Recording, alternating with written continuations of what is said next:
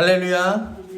예, 오늘도 말씀을 깨닫는 지혜와 응답받는 기도의 은총이 우리에게 넘치게 될 줄로 믿습니다. 오늘 이 시간에는 우리가 예레미야 33장 1절로 8절을 본문으로 하여서 이 하나님의 크고 은밀한 일이라는 제목으로 우리가 함께 말씀을 나누고 또 은혜 받는 시간 되기를 소망합니다. 오늘 말씀이 이렇게 시작합니다. 예레미야가 아직 시위대 뜰에 갇혀 있을 때 여호와의 말씀이 그에게 두 번째로 임하니라. 이르시되 이를 행하시는 여호와, 그것을 만들며 성취하시는 여호와, 그 이름은 여호와라는 이가 이와 같이 이르시도다. 너는 내게 부르짖으라. 내가 내게 응답하겠고 내가 알지 못하는 크고 은밀한 일을 내게 보이리라. 할렐루야. 오늘 본문의 말씀을 통해서 보는 상황은 굉장히 절망적인 상황이에요. 최악의 상황입니다. 감옥에 갇혀서 기도해요. 우리도 세상을 살아가다 보면 하나님께 이 SOS를 보낼 수밖에 없는, 누가 와서 도와주면 정말 좋겠는데, 누가 와서 나 좀 건져내주면 정말 좋겠는데, 정말로 나의 도움이 어디서 오나, 여기서 오나, 저기서 오나, 거기서 오나, 막 목을 길게 빼고 기다리는 그 상황을 우리가 만날 때가 있어요. 여러분, 지금 예레미야는 시위대의 뜰에 구금되어 있는데, 이게 뭐냐면은, 이때의 감옥은 뭐냐면은, 이 마당 그냥 바닥에다가 구멍을 파요. 구덩이를 파. 그러면 그 구덩이를 이제 깊게 있게 파갖고 그 구덩이에다 뭐 하는 거예요? 집어넣는 거야. 그러면 사람이 자기의 자력으로 못 나와. 그 정도로 깊게 파서 구덩이를 만드는 거예요. 시위대의 뜰에 지금 감옥에 갇혀 있는 거예요. 그리고 지금 예레미야가 어떤 상황이냐면 남유다 왕국은요, 예레미야가 이 뜰에 갇힌 이 시기로부터 1년 뒤에 멸망합니다. 여러분, 나라가 어느 날 갑자기 망합니까? 나라는 어느 날 갑자기 망하지 않아요. 자고 일어났는데 나라가 망하지가 않아. 저는 전쟁이 나면은 나라가 망하는 줄 알았는데, 요즘 이 우크라이나 러시아 전쟁 보니까 어때요? 지지부진하게 몇 년을 그냥 계속해서 전쟁을 하는 거예요. 아마 남유다의 상황도 그랬을 거예요. 엉망진창이었을 거예요. 거기다가 지금은 이렇게 국제사회에서 나라끼리 전쟁을 하는데 어떻게 합니까? 러시아한테는 적당히 해라 그러죠. 우크라이나는 또 어떻게 합니까? 무기도 대주고 식량도 대주고 원조도 해주잖아. 근데 그때는 그런 게 어딨어요. 이 근방에서 제일 힘이 센 이 나라가 와서 공격을 하는데 주변 어떤 나라가 도와주겠어요?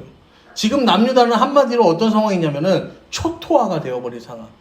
진짜 오늘 내일 하는, 언제 쓰러져도 이상하지 않은 나라가 남유다.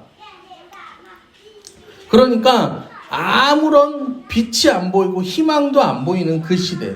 예레미야에게도, 아니 그 이스라엘 백성들에게도 아무 희망이 없는 시대가 오늘 본문이 말하는 시대입니다. 여러분, 세상 어디를 둘러봐도, 사람을 봐도 아무 희망이 보이지 않는 그 시대에 하나님께서 이렇게 말씀하십니다. 내게 부르짖어라. 내가 내게 응답하겠고 내가 알지 못하는 크고 은밀한 일을 내게 보여주겠다 라고 말씀하시고, 이를 행하시는 여호와, 그것을 만들며 성취하시는 여호와의 약속의 말씀이에요. 여러분, 일을 행하시는 여호와, 그것을 만들며 성취하시는 여호와, 이 2절에 나오는 히브리어 동사들은요, 이 창조 기사에서, 하나님이 천지를 창조하실 때 그 창조 기사에서 쓰여진 동사들과 같은 동사입니다. 그러니까 지금 여기서 선포되는 말씀은 뭐냐면요, 하나님께서 모든 일을 새롭게 시작하실 수 있다는 거. 아무것도 없는 무에서 유를 창조하시는 하나님의 창조적 능력을요, 지금 선포하는 것입니다. 여러분, 하나님께서 천지 만물을 창조하셨어요. 하나님이 천지 만물을 창조하셨는데, 자, 여러분, 천지 만물을 창조하신 그 하나님, 여러분, 우리가 믿습니까? 믿죠. 그런데 세상은 온통 진화론에 물들어 있어요. 그래서 오죽하면 이 자유주의를 표방하는 이들은 창조를 하신 게 맞는데, 시시로 때때로 이 하나님께서 진화의 과정도 사용하셔서 이 세상을 이끌고 계시다라는 유신 진화론을 주장하는 자들도 있습니다. 여러분, 그런데 사실 진화론적 사고로 가득 찬 이 세상은요, 하나도 진화되지 않았어요. 생각해 보세요. 수천 년 전과 지금 인간의 생각이요, 같아요, 달라요? 같아요. 도덕적으로, 윤리적으로 변한 게 없어요. 뭐 우스갯소리인지는 모르겠는데, 이 고대의 이 뭐 벽화들을 보면은, 해석해 보면은 뭐 그런 내용이 있다고 그러죠. 오늘 뭐 먹지? 그 다음에 집에 가고 싶다. 이런 내용들이 적혀 있는 것들도 있대잖아요. 여러분, 수천 년 전에 일어났던 범죄와 지금 이 시대에 일어나는 범죄가요, 같습니까? 다릅니까? 같아요. 진화를 해야 하는데 하나도 진화되지 않았어요. 똑같아요. 여러분, 이 세상의 절대적 기준은 진화가 아니라 창조다라는 사실, 여러분 기억하시기를 바랍니다. 하나님께서 우리의 모든 것의 시작이 되시고 모든 것의 질서가 되시고 하나님이 알파와 오메가, 처음과 끝이 되신다는 사실, 여러분 기억하시기를 바랍니다. 그런데 이 일을 누가 행한다고? 이를 행하시는 여호와, 그것을 만들며 성취하시는 여호와. 여러분, 여호와의 이름이 어디서 나옵니까? 출애굽기 3장을 보시면은 14절에 하나님이 모세에게 이르시되 나는 스스로 있는 자이니라.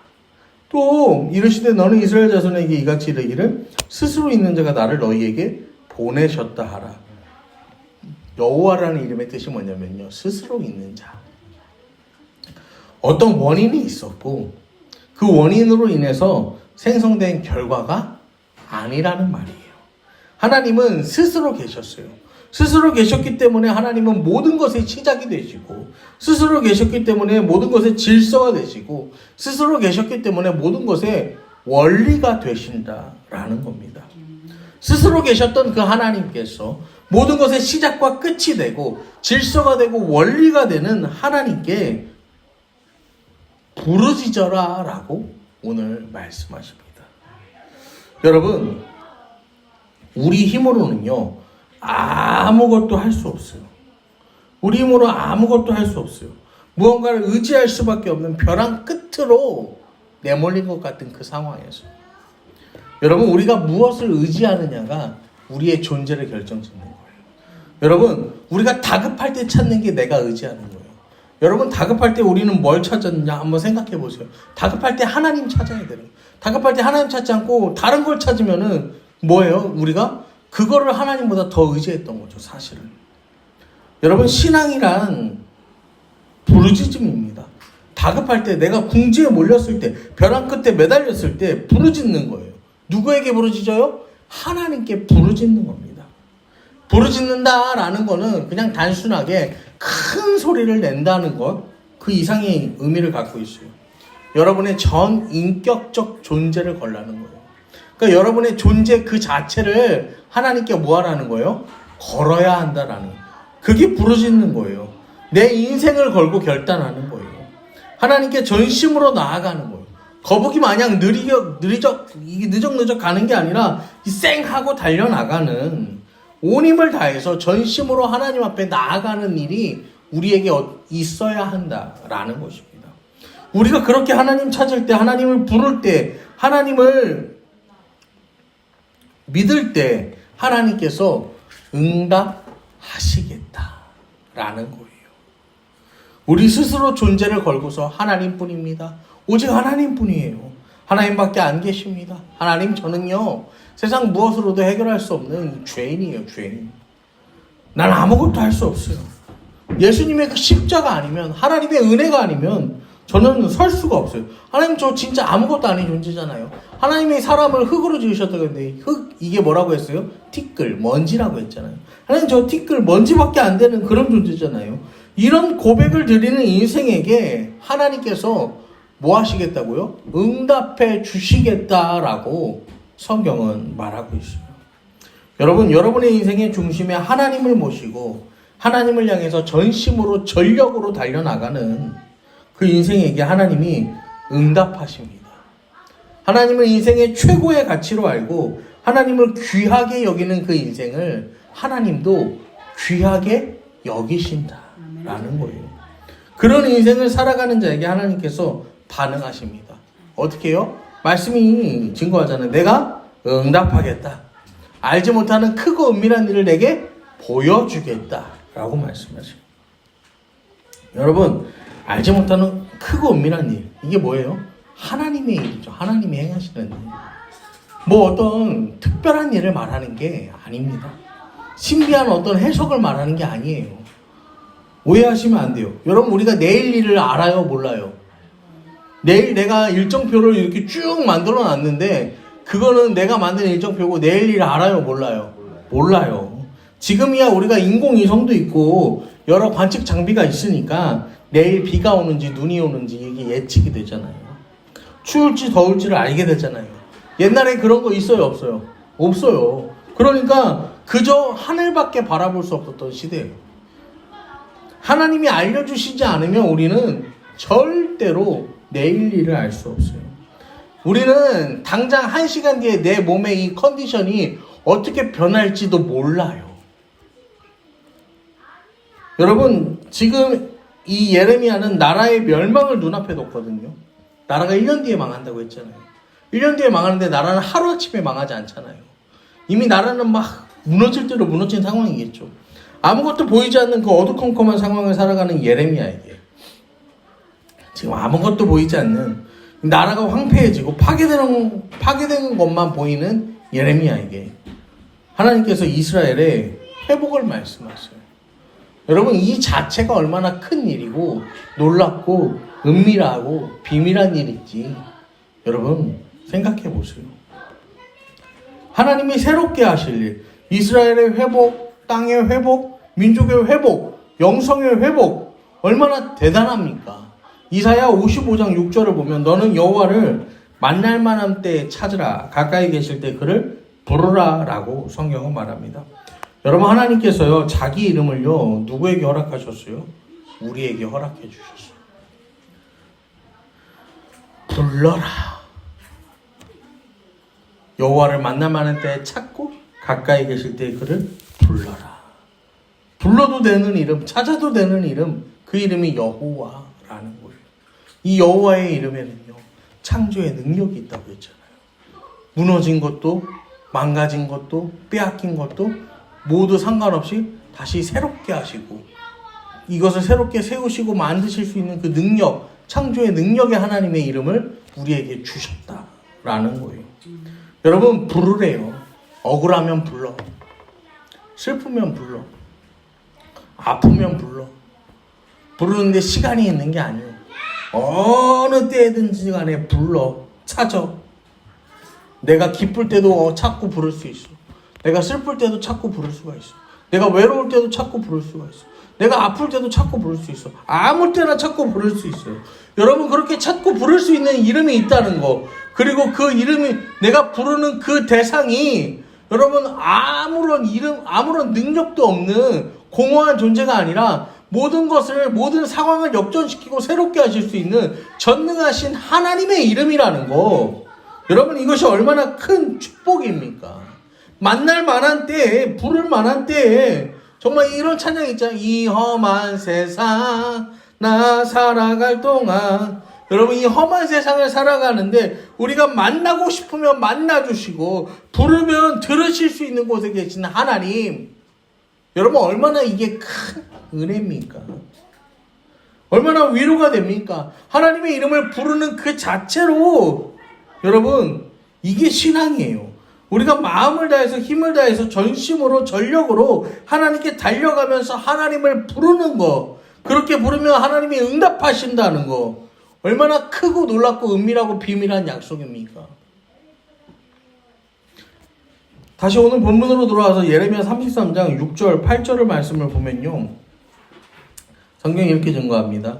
그러나 보라, 내가 이 성읍을 치료하며 고쳐 낫게 하고 평안과 진실이 풍성함을 그들에게 나타낼 것이며 내가 유다 포로와 이스라엘 포로를 돌아오게 하여 그들을 처음과 같이 세울 것이며 내가 그들을 내게 범한 그 모든 죄악에서 정하게 하며 그들이 내게 범함 행한 모든 죄악을 사할 것이라.